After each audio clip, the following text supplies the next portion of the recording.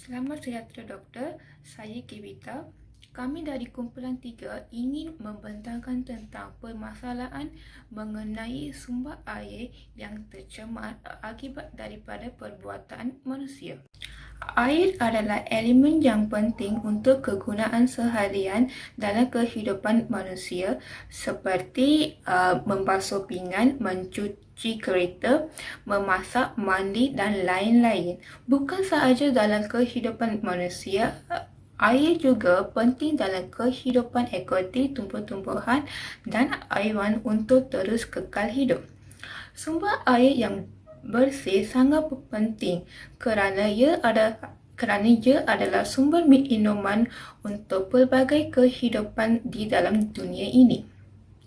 Tetapi pada masa sekarang, sumber air ini senang dicemari oleh perbuatan manusia yang mempunyai sikap yang tidak bertanggungjawab.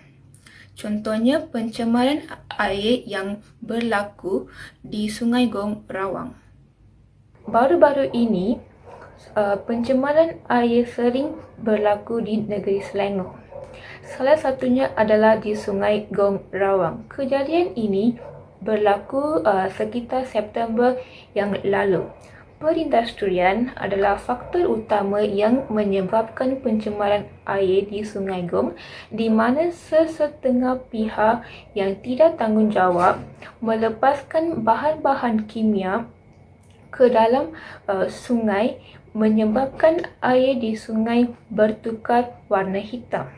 Ekoran pelepasan bahan-bahan kimia ini telah menyebabkan loji dawatan air Sungai Selangor fasa 1, 2, 3 dan rantau panjang dihenti tugas. Ini telah menyebabkan 1,292 kawasan di Lembah Keleng, menyebabkan gangguan bekalan air yang tidak berjadual. Bahan-bahan kimia yang dilepaskan di Sungai Gong ini bukan sahaja menyebabkan kesihatan manusia terjejas, malah ia juga memberi kesan kepada kehidupan akuatik di dalam sungai itu dalam jangka masa yang panjang. Seterusnya, mengapakah pencemaran air ini masih terus berlaku walaupun terdapatnya penguatkuasaan?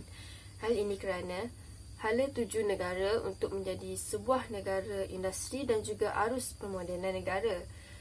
Hala tuju negara ini menyebabkan berlakunya kepesatan pembangunan industri, perkilangan, perumahan dan juga pembukaan tanah baru.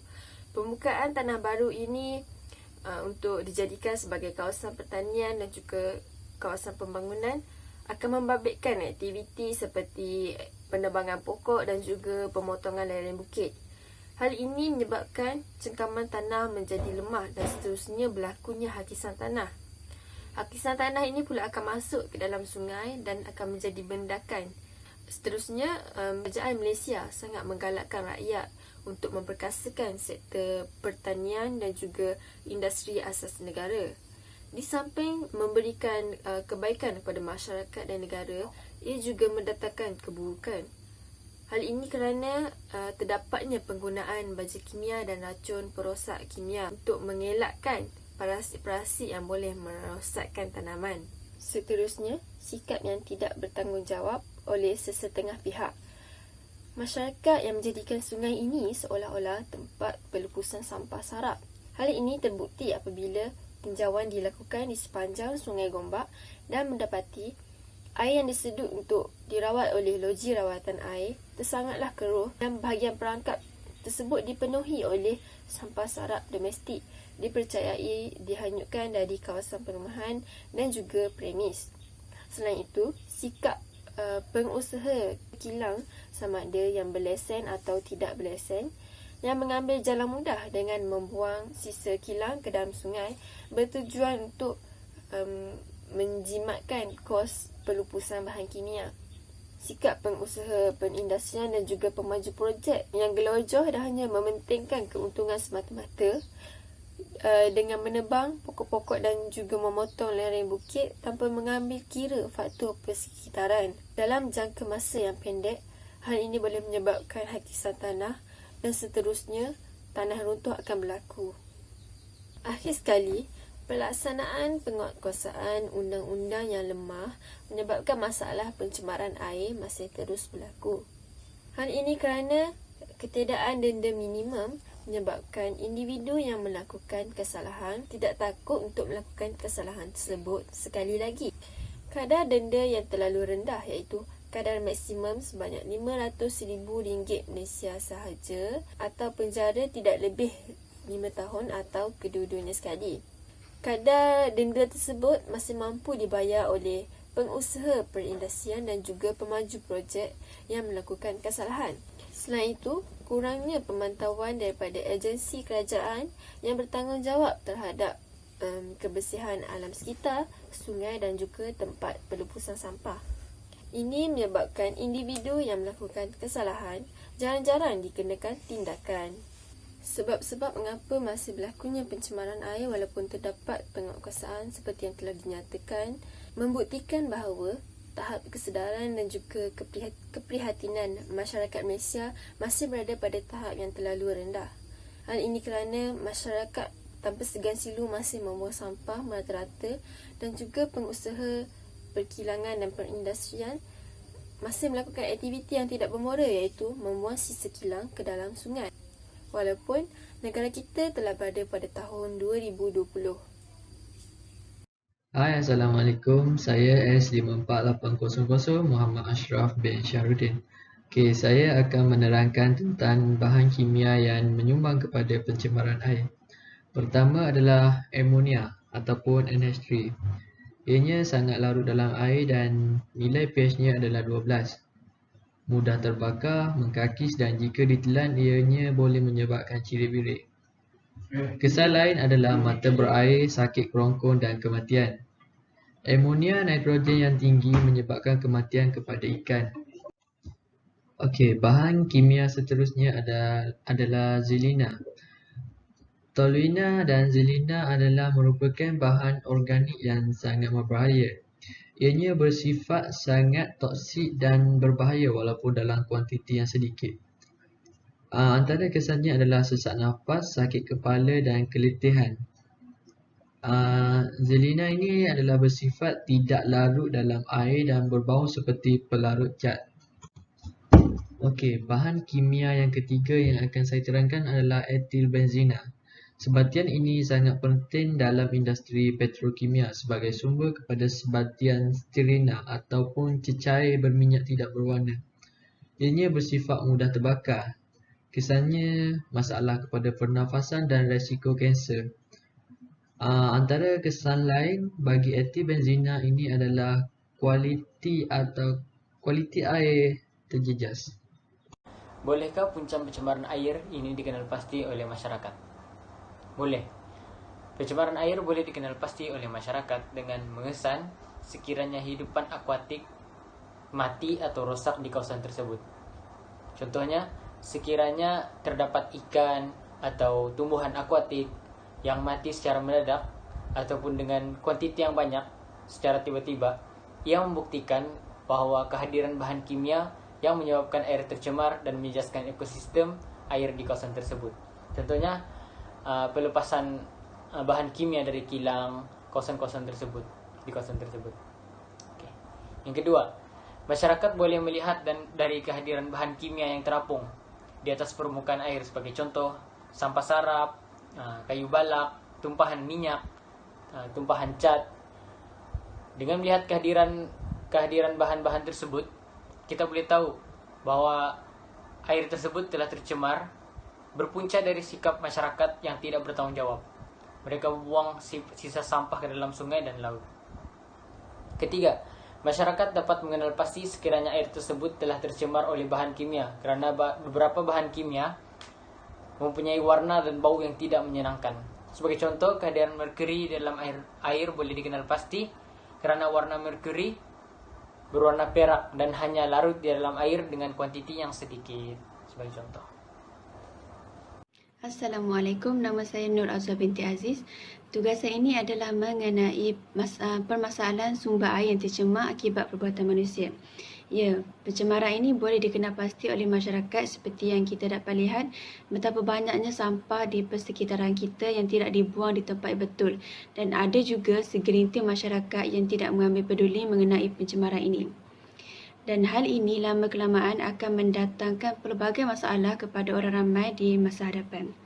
Oleh sebab itu, masyarakat memainkan peranan penting dalam mencegah ataupun mengatasi masalah air ini. Dan yang pertama sekali, masyarakat haruslah memainkan peranan dalam menjaga kebersihan di dalam maupun di luar rumah.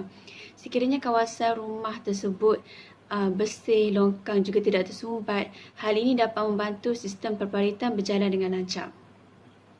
Dalam masa yang sama juga, ketua keluarga bagi setiap isi rumah memainkan peranan dalam mendidik ahli keluarga mereka menitikberatkan hal ini terutama bagi golongan muda. Dan sekiranya longkang dipenuhi dengan sampah, air yang mengalir itu sudah pasti akan membawa sampah tersebut dan ia akan tenggelam di dasar air. Dan di kawasan perumahan juga banyak berlaku kegiatan pembuangan sampah yang tidak betul, terutama bagi yang tinggal berdekatan dengan kawasan sungai, tepi tasik maupun laut. Dan yang kedua, semua golongan masyarakat hendaklah mengambil tanggungjawab dalam menjaga kebersihan kawasan sungai awam. Kebanyakan kawasan sungai pada masa kini sangat tidak bersih oleh kerana ada sikap para pengunjung yang suka membuang sampah merata-rata, dan ada juga sampah yang kita dapat lihat yang terapung di atas air dan ada juga yang berada di dasar air. Hal ini bukan sahaja mencemarkan air tersebut, malah akan mengurangkan daya tarikan kawasan itu. Dan sebagai contohnya, Sungai Pinang di Pulau Pinang dan juga Sungai Penchala di Kuala Lumpur. Air sungai tersebut tidak lagi jernih, malah menjadi sangat keruh dan banyak sampah sarap yang terdapat di dasar sungai. Dan orang-orang yang tinggal di sekitar itu juga tidak dapat menggunakan air tersebut untuk kegunaan harian mereka sekiranya seperti berlaku kecemasan, contohnya terputus bekalan elektrik. Dan yang ketiga, para masyarakat juga bertanggungjawab dalam menghentikan pembuangan sisa-sisa buangan maupun kumbahan dari kilang-kilang perindustrian. Aktiviti seperti memproses getah dan juga kelapa sawit juga menjadi salah satu punca kepada pencemaran ini. Dan apabila sisa toksik itu dialirkan ke dalam longkang, ia akan berterusan menuju ke sungai maupun laut. Tindakan ini secara tidak langsung merosakkan hidupan laut dan sudah pasti akan mewujudkan bau yang tidak menyenangkan bagi orang-orang yang tinggal di kawasan sekitar tersebut. Dan sekiranya hal ini berterusan, orang ramai juga akan mengalami masalah kekurangan sumber air yang bersih. Dalam masa yang sama juga, masyarakat bertanggungjawab untuk melaporkan aktiviti haram ini kepada pihak yang sewajarnya sekiranya perkara ini tidak diendahkan oleh pihak perindustrian ataupun mereka berkeras untuk tidak mendengar luahan masyarakat ini mengenai permasalahan ini. Dan sekian, itu sahaja daripada saya. Terima kasih. Assalamualaikum warahmatullahi wabarakatuh. Nama saya Nurjas Alia binti Mak Khalil. Nombor matrik saya S47308. Saya akan menerangkan mengenai kesan-kesan pencemaran air. Seperti yang sedia kita maklum, pembuangan sisa bahan kimia, sampah sarap akan memberi kesan kepada kehidupan di muka bumi, iaitu terbagi kepada dua kesan, kesan jangka masa pendek dan juga kesan dalam jangka masa panjang. Dalam infografik yang telah saya sediakan, ada 6 kesan, iaitu yang berwarna oranye merupakan kesan jangka pendek dan yang diisi di bahagian warna ungu merupakan kesan jangka panjang. Kesan jangka pendek yang pertama, apabila berlaku pencemaran air akan menyebabkan sumber bekalan air terputus kerana air yang telah tercemar tidak boleh disalurkan lagi kepada manusia untuk penggunaan seharian seperti untuk diminum, untuk membasuh baju, kerana ia mungkin mengandungi bahan kimia yang terlalu tinggi. Seterusnya, Kesan dalam jangka masa pendek apabila berlakunya pencemaran air ialah ia akan mendatangkan penyakit kepada manusia seperti cerit-berit, muntah dan juga sakit perut kerana air yang telah tercemar dan tidak lagi boleh diterima oleh sistem tubuh badan manusia. Kesan yang ketiga apabila berlaku pencemaran air ialah hidupan akuatik dan hidupan lain akan terjejas. Pencemaran air yang berlaku disebabkan pembuangan sisa toksik akan beri kesan kepada hidupan akuatik seperti ikan di sungai. Begitu juga dengan pembuangan minyak di laut yang akan menyebabkan ikan, udang akan mati. Seterusnya, saya akan menerangkan mengenai kesan pencemaran air dalam jangka masa panjang. Pencemaran air juga memberikan kesan kepada organ dalaman tubuh badan manusia dan menjadikan manusia sukar untuk bernafas. Hal ini kerana pencemaran air yang berlaku juga boleh mengakibatkan pencemaran udara kerana tindak balas bahan kimia dengan air tersebut dan menyebabkan manusia akan terhidu gas-gas beracun. Seterusnya, kesan pencemaran air dalam jangka masa panjang akan mengakibatkan kanser kepada manusia kerana antibodi manusia yang tidak kuat dan kegagalan organ-organ dalaman dalam tubuh badan manusia. Ini juga boleh berpunca daripada pemakanan manusia yang mengambil hidupan laut sebagai sumber makanan di mana hidupan laut tersebut telah tercemar dengan bahan-bahan kimia.